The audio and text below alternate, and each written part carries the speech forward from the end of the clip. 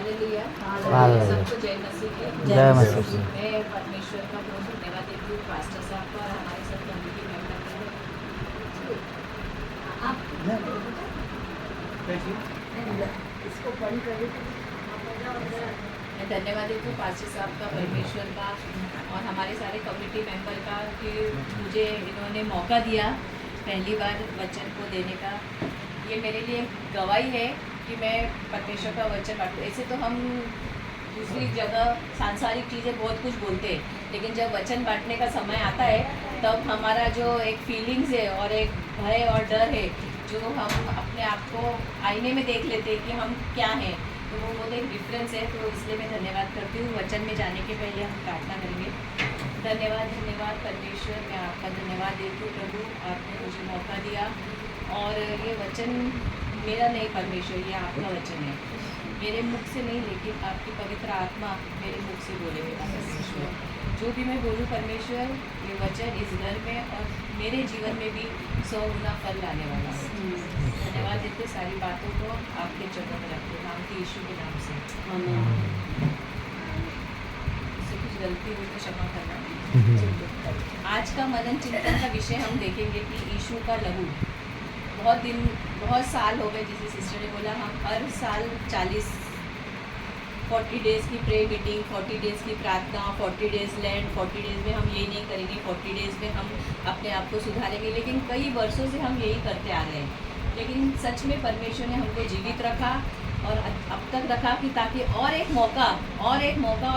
मौका हमें दिया कि हम परमेश्वर के इस समय को अच्छे से उपयोग में लाएं, अपने आप को जांचें और परखें। तो यीशु का जो लहू है वो बहुत ही मूल्यवान है।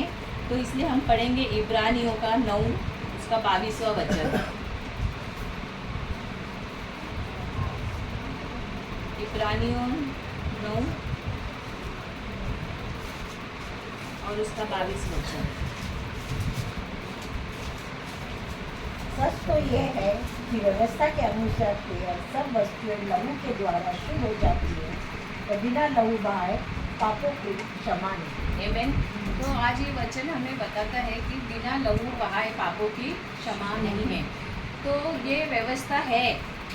तो पहले ज़माने में क्या करते थे, हम पुराने नियम के वचन उसमें देखते हैं कि जब भी पुराने नियम में जब भी लोग अपने पापों की क्षमा चाहते थे तो वो लोग भेड़, बकरी, पक्षी सारे लोगों का लहू बहाते थे, और वो लहू बहा के उनको लगता था कि हमको उद्धार मिल गया और हमें पापों की क्षमा मिल गई, और फिर अगेन वो सेम काम करते थे, फिर वो वही काम करते थे। लेकिन उस लहू के द्वारा उनका उद्धार नहीं था। क्यों? क्योंकि वो लहू जानवर का था, पक्षी का था, पशु का था, और वो शुद्ध नहीं था। और जैसे इसलिए कहा गया है कि जब यीशु मसीह है, जो उसने हमारे लिए क्रूस पे अपना लहू बहाया, वो पवित्र लहू है जो हमें हर एक पापों की क्षमा और हमें अपने चरणों के नज़दीक लेके आता है। तो वचन बताता है कि लहू बहाना ही बहुत ज़रूरी था। तो पहले ज़माने में वे लोग पशुओं का करते थे, लेकिन अब के जो लिए है वो हमारे लिए प्रभु यीशु ने इसको लहू को बहाया। पुराने नियम में हम देखते हैं निर्गमन 12 और 12 का 13 जैसे कहता है कि जब भी यहोवा ने कहा कि मैं इधर के हर एक के पहिलौठों को नष्ट करूँगा, चाहे जानवर हो, चाहे पक्षी हो, चाहे उसके एकलौते बेटे हो, या हर एक परिवार के पहिलौठों को नष्ट कर, लेकिन जिसके द्वार पर मेरे लहू का निशान होगा वो लहू वो घर आना बचाया जाएगा, वो घर बच जाएगा। तो वो लहू हमने से काय का था, उस समय तो यीशु का लहू नहीं बहा था, शायद वो मेमने का लहू होगा, लेकिन वो मेमने का लहू जो है वो हमारे को, जैसे यूहन्ना में कहता है 1:19 में कि देख ये मेमना है जो हमारे सारे पापों को, जगत के पापों को अपने कंधों पर उठा लिया जाता है। तो वो जो लहू था जो द्वार पे लगा हुआ था, वो यीशु के लहू का एक प्रतीक था। वो उसको रिस्पेक्ट बता रहा था और हमें याद दिला रहा था कि ये जो लहू लगाया है मैंने, ये भी तुम्हारे जीवन में इस लहू को तुम्हारे लिए उद्धार का काम करने वाला है। तो परमेश्वर हमें यीशु मसीह का लहू हमारे लिए बहुत कुछ करता है। जैसे हम पॉइंट देखते हैं रोमियो 6:23 में कहता है कि अगर हमने गलती की, पाप किया, तो पाप की मजदूरी मौत है। तो ये, लेकिन ये जो लहू है, यीशु का लहू जो बहा है, वो परमेश्वर का हमारे लिए वरदान है। वो हमारे को ना अनंत जीवन भी देता है। और यीशु का लहू से है ना हमें को अनुग्रह मिलता है, छुटकारा मिलता है, पापों की क्षमा मिलती है। कई बार ना हम हमारे जीवन में बहुत ही उदास हो जाते हैं। हम सोचते हैं कि सब कुछ खत्म है, अभी हमको क्या करना है, हमें किस कोई विचारों में शायद डिप्रेशन में भी चला जाता है। लेकिन ये जो लहू है, ये लहू जो है यीशु मसीह ने हमें उस लहू के द्वारा खरीदा है। हम मूल्यवान लोग हैं, हम इम्पोर्टेंट लोग हैं। तो हम ना कभी भी अपने आप को ना ऐसा ना सोचें कि हम कुछ नहीं है। वो जो लहू उसने कीमत अपनी बहाई है क्रूस पे, उस लहू के द्वारा हमको परमेश्वर ने खरीदा है। अभी सबको पता है कि जैसे अभी कुंभ के मेले में गए थे, बोले डुबकी लगाए गए उनको वो मिलेगा 1.5 करोड़ साल बाद वापस आने वाला। लेकिन हमारे लिए वो चीज़ें मायने रखते हैं, क्योंकि हम जो मसीह लोग हैं, हम एक आत्मिक जीवन भी जीते हैं। संसारी के लोग हैं, संसार अलग है, लेकिन हमारा आत्मिक जीवन बहुत ही इम्पोर्टेंट है। तो हम संसार के ना बनते हुए आत्मिक जीवन में जिए। ये सारी जो चीज़ें हम वचन पढ़ रहे हैं, ये जो हम 40 दिनों में बातें कर रहे हैं, तो वो चीज़ें हमारे आत्मा को या आत्मिक जीवन को मजबूत करने, हमको ऊंचा उठाने, परमेश्वर के नज़दीक जाने, हमारे गुनाह और पापों की क्षमा के लिए हमको सिखा रही है।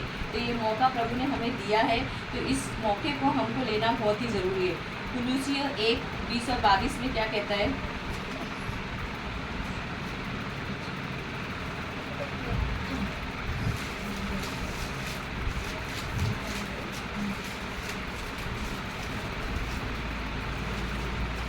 उसने अब उसकी शारीरिक भय में मृत्यु के द्वारा तुम्हारा भी मेल करार कर लिया, ताकि तुम्हें अपने सम्मुख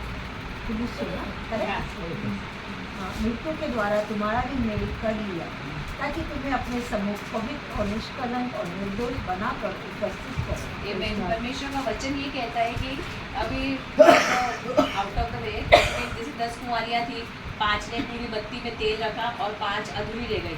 लेकिन जो तैयारी थी उन 5 की बराबर थी। तो उन्होंने कहा हम तुम्हारे कुप्पी के तो हमारे तेल को भी शेयर करेंगे, तो हमारी भी बुझ जाएगी, तुम्हारी भी बुझ जाएगी, हम नहीं कहेंगे, दूल्हा आने को नज़दीक है।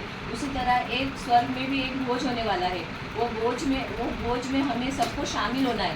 तो वो जो लहू है, अगर हम परमेश्वर का लहू हमारे जीवन में ग्रहण करते हैं और प्रभु को अपना उद्धारकर्ता मांगे, तो वो लहू की ताकत और लहू के द्वारा हम उस स्वर्ग के सिंहासन के सामने प्रभु के हम खड़े रह सकते हैं और उस भोज में हम लोग शामिल भी हो सकते हैं।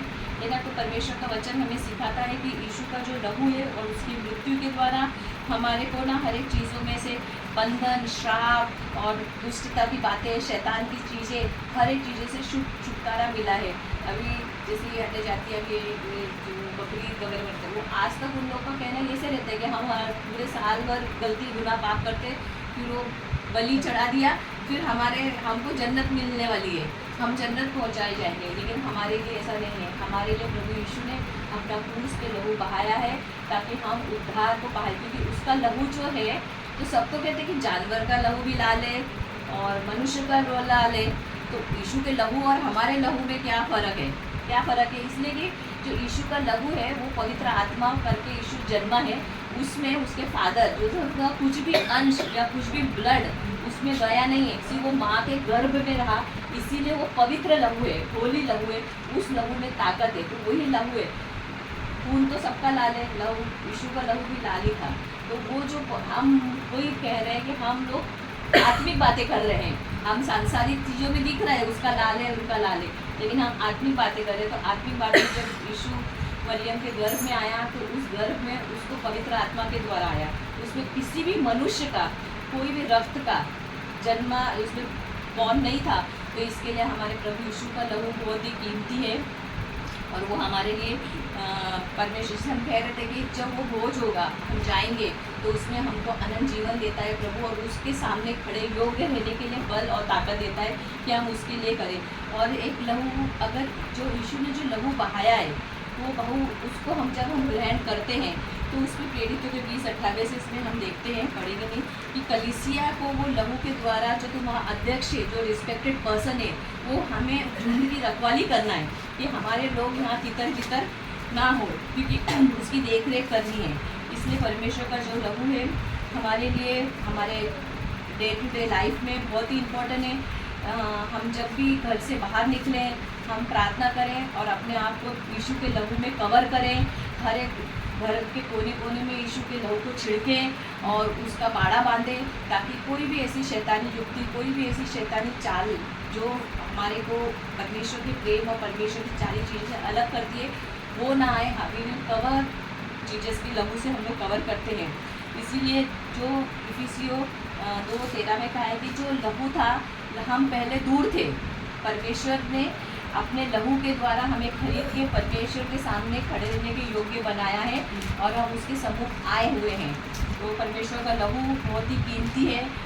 हम कई चीज़ों को बातें करते हैं, विश्वास है, जो भी अलग अलग चीज़ें हैं, लेकिन कभी कभी लहू की चीज़ों को हम भूल जाते हैं। लेकिन परमेश्वर का लहू इस 40 दिनों में हम उसको लें, ग्रहण करें, अपने जीवन में उसको छिड़के, अपने घरों में उसे छिड़के और परमेश्वर से हम प्रार्थना करें। तो शायद कई बरस गुजर गए, हम इन 40 दिनों में हर लेंट बनाए, लेकिन ये सच में आने वाले ये साल अब मेरे को परिवर्तन का, पश्चाताप का और प्रभु के लहू को ग्रहण करके उसके चरणों के नज़दीक आने के लिए हमको बनाए। हम आखिरी आयत पढ़ेंगे, यूहन्ना 6:23, 53 और 54 बोलते हैं, क्या कहते हैं।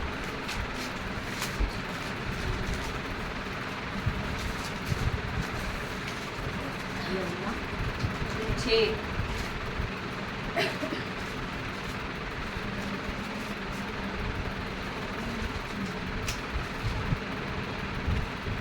53, 54। 53, 54। यीशु ने उससे कहा, मैं तुमसे सच सच कहता हूँ कि जब तक तुम मनुष्य के पुत्र का मांस ना खाओ और उसका लहू ना पियो, तुम में जीवन नहीं। जो मेरा मांस खाता और मेरा लहू पीता है, अनंत जीवन उसी का है और मैं उसे अंतिम दिन फिर जिला उठाऊंगा। लेकिन परमेश्वर ने हमें प्रभु के बारे में बताता है कि जैसे जब भी पेंटिकॉस्ट के टाइम लोग प्रार्थना कर रहे थे, तो उन्होंने कहा कि आइए हम परमेश्वर के बदन को और उसके दाग को जो लहू है उसको समझ के परमेश्वर की दोबारा आने तक उसकी यादगारी में हम यही करें, किया करें। जैसे हमेशा बात होती है, जब भी हम प्रभु के पास नज़दीक जाते हैं, अपने आप को जांचें, परखें, अपने आप में जो किसी से बैर है, कुछ है, क्षमा करें और परमेश्वर के इस बलिदान को अपने जीवन में अपनाएं, ताकि जो परमेश्वर हमसे चाहता है कि हम करें, चाहे हम अभी जीवित है, लोग बोलते हैं कि प्रभु आने वाला है, आने वाला है, लेकिन हम बोले बहुत साल से सुनते, तो अगर हम मर भी गए, लेकिन अगर हमने परमेश्वर के लहू को किया और बदन को खाया है, तो जब भी तुरी फूकी जाएगी और हम जिए जाएंगे, तो उसकी याद में परमेश्वर हमें अपने सिंहासन के सामने हमें खड़ा करके, हमें न्याय के सामने खड़ा करके हमें आशीष देगा और बरकत देगा। तो ये जो लहू है, ये मेरा टॉपिक था। जब मैं प्रे करी, पास्टर ने बोला, वचन बोला, जब मैं प्रे करी तो मुझे लगा ब्लड ऑफ जीसस जो है वो मुझे अगुवाई कर रहा है। तो मैंने इस वचनों को तैयार किया और आपके सामने पेश किया। परमेश्वर को